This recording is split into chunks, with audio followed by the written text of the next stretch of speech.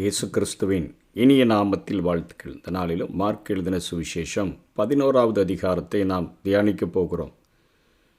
இந்த 11வது அதிகாரத்திலிருந்து 16வது அதிகாரம் வரையிலும் மார்க்கு கூறுகிற இயேசு கிறிஸ்துவின் இறுதி வார நிகழ்ச்சிகள், அதாவது ஒரு வாரத்தில் நடந்த நிகழ்வுகளை வரிசை கிரமமாக மார்க்கு தன்னுடைய சுவிசேஷத்தில் குறிப்பிட்டிருக்கிறதை நாம் பார்க்க முடியும். தேவ அடிமையாக கிறிஸ்துவை காட்ட முயலும் மார்க்கு அவரது துளைக்கப்படும் நிலைக்கு முக்கியத்துவம் கொடுத்து அவரது சுவடுகளை வேக வேகமாக சிலுவையின் பாடுகளுக்கு நேராக உடனே என சொல்லி அதை அவர் கடந்து செல்லுகிறதை பார்க்க முடியும். பெத்பகே, பெத்தானியா ஆகிய 2 பகுதிகளும் ஒலிவமலை சாரலினுடைய கிழக்கு பகுதியில் காணப்பட்டன.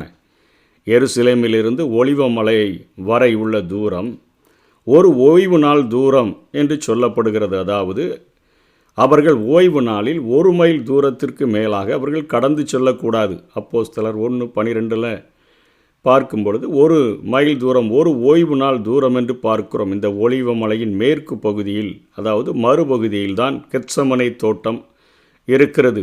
லூக்கா 22ஆம் அதிகாரம் 39 மற்றும் மார்க் 4:32 பார்க்க முடியும். எருசலேமிலிருந்து 2 மைல் தூரத்தில் எரிகோவுக்கு போகும் பாதையில் நடந்தால் இந்த கிராமங்களை அடைந்து விடலாம். இப்பொழுதோ இயேசுவும் சீடர்களும் எரிகோவில் சகேயுவை சந்தித்த பின் இங்கே வந்து கொண்டிருக்கிறார்கள். லூக்காவில் 19ஆம் அதிகாரம் 1-10 வரையிலும், மத்தேயு 20ஆம் அதிகாரம் 29ஆம் வசனத்திலே பார்க்க முடியும். இந்த பெத்தானியாவில்தான் மார்த்தாள், மரியாள், லாசரு குடும்பம் இருந்தது. தற்பொழுது இதன் பெயர் எல் அசாரியே என்று அழைக்கப்படுகிறது. இதன் பொருள் லாசருவின் வாழ்விடம் என்பதாக அவர்கள் சொல்லுகிறார்கள். இங்கு லாசருவின் கல்லறை என்ற ஒரு இடத்தையும் இன்னும் வைத்திருக்கிறார்கள். பெத்தானியாவுக்கும் எருசலேமுக்கும் இடையில் இந்த பெத்பகே வருகிறது. இது தற்காலத்தில் அபுதுஸ் என அழைக்கப்படக்கூடிய இடமாக இருக்கிறது. பெத்பகே என்றால் இளம் அத்திகளின் இடம் என்று சொல்லி பொருள். பெத்தானியா என்று சொன்னால் பழுக்காத அத்தியினுடைய வீடு என்பது பொருள். இதன் பின்னணியில் நின்று கொண்டுதான் இயேசு அத்தி மரத்தை சபிக்கும் நிகழ்ச்சி நடக்கிறது. மார்க் 11ஆம் அதிகாரத்தின் 13ஆம் வசனத்தில் பார்க்கலாம். தொடர்ந்து ஞாயிறு முதல் மறு ஞாயிறு வரையிலான நிகழ்வுகள் இந்த பகுதியில் மார்க்கு தொடர்ச்சியாக எழுதி வைத்திருக்கிறார். அவரது அந்த பயணம் வெற்றி ஆர்ப்பணிப்பின் பயணத்தில், அதாவது ஓசன்னா என்று தொடங்கி அவனை சிலுவையில் அறையும் என்ற கூக்குரல் வரை அங்கே நீளுகிறது. அவர் அழுது கொண்டே கோர சிலுவையை சுமந்த எருசலேமின் தெரு பாதையை இப்பொழுது தற்காலத்தில் வயடாலோ ரோசா, பாடுகளின் பாதை என்று சொல்லி அழைக்கிறார்கள். சிலுவையில் துளைக்கப்பட்ட தேவ அடிமை 3ஆம் நாள் வெற்றி கதிரவனாக அவர் உயிரோடு கூட எழுந்தார். பின்பு 40 நாட்கள் உலகில் தரிசனமாகிவிட்டு ஆண்டவர் பரலோகத்திற்கு சென்றார். மார்க்கு குறிப்பிடும் கடைசி வார இந்த நிகழ்வுகளை வரிசை ஒழுங்கில் நம்ம கீழே பார்க்க முடியும். மார்க் 1ஆம் அதிகாரம் 1-11 வரையில் எழுதப்பட்ட சம்பவங்கள் மத்தேயு 21ஆவது அதிகாரத்திலும், லூக்கா 19ஆவது அதிகாரத்திலும், யோவான் 12ஆவது அதிகாரத்திலும் எழுதப்பட்டிருக்கிறது. ஞாயிறு தொடங்கி மறு ஞாயிறு வரையிலும்.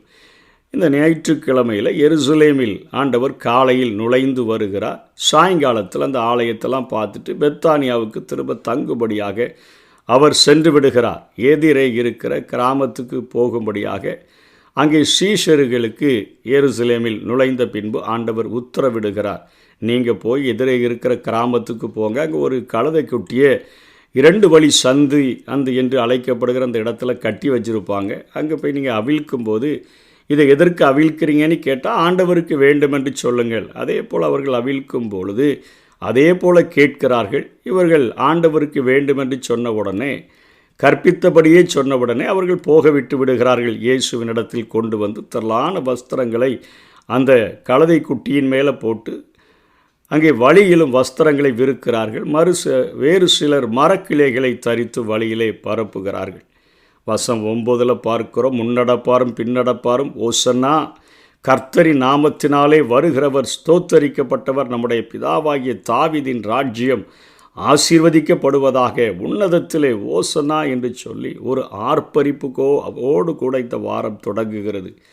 ஓசன்னா என்று சொன்னால் விடுவித்தருளும், இப்பொழுதே ரட்சியும் என்கிற அந்த குரலோடு கூட இந்த நாள் தொடங்குகிறதை பார்க்கிறோம். 11ஆம் வசனத்தில் எருசலேமுக்கு வந்து தேவாலயத்தில் பிரவேசித்து எல்லாவற்றையும் சுற்றி பார்த்து சாயங்காலமான போது 12 கூட அவர் பெத்தானியாவுக்கு திரும்பி போய்விட்டார். திரும்ப அடுத்த நாள் அவர் வரும்பொழுது, காலையிலே வரும்பொழுது அங்கே ஒரு அத்திமரம் மிகவும் செழிப்பாக இருக்குது. அதில் கனிகளை தேடி பார்க்கிறார்.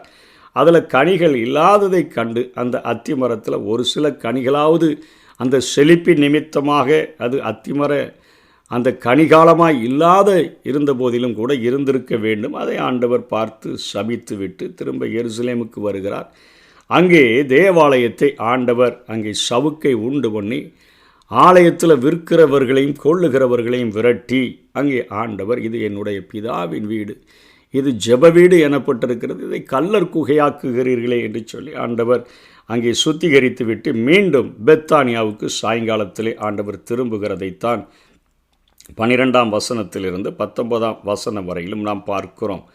மறுபடியும் செவ்வாய்க்கிழமை என்று நாம் எடுத்துக்கொள்ளும் பொழுது காலையில் பெத்தானியாவில் இருந்து எருசலேம் தேவாலயத்துக்கு வருகிறார்.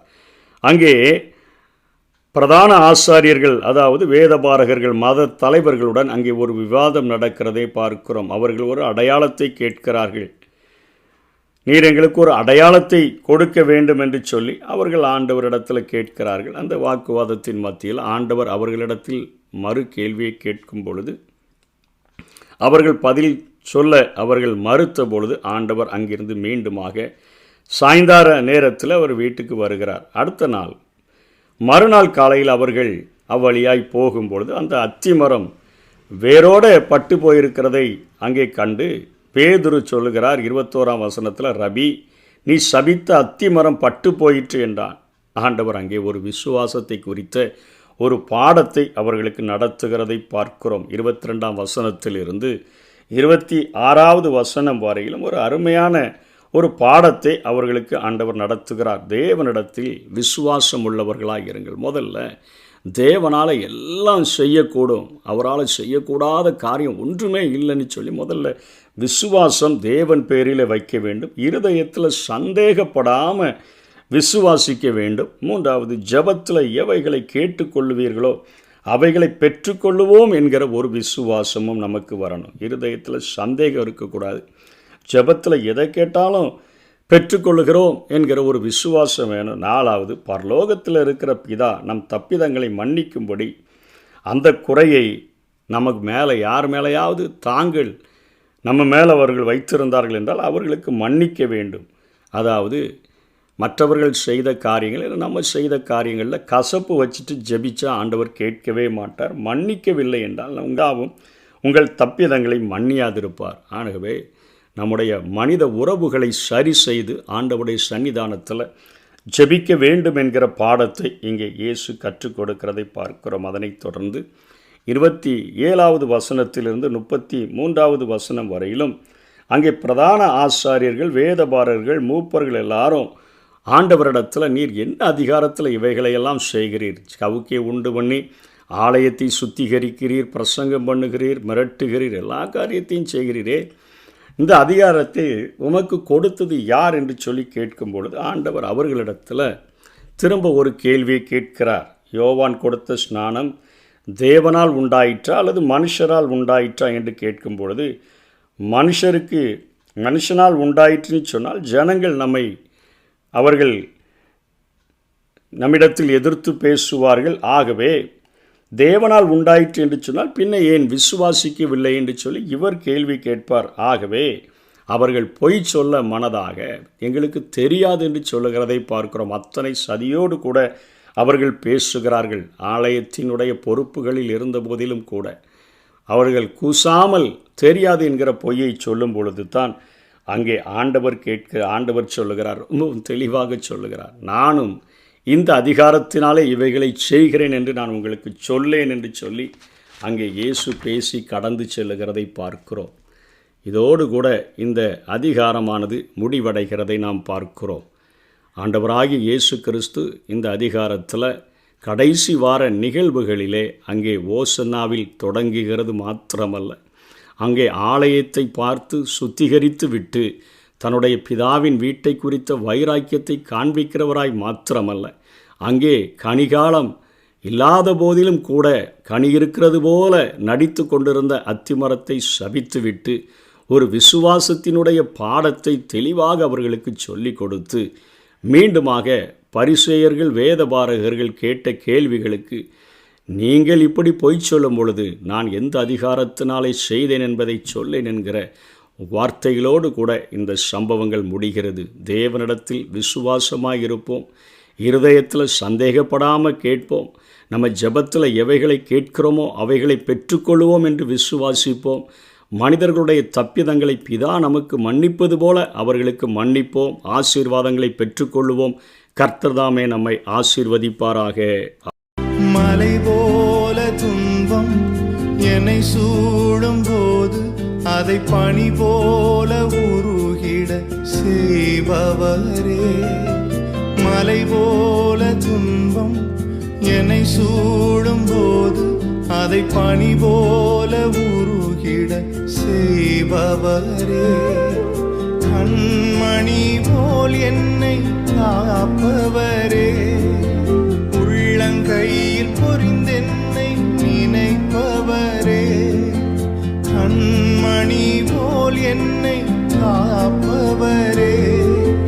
உள்ளங்கையில் பொறிந்தென்னை நினைப்பவரே.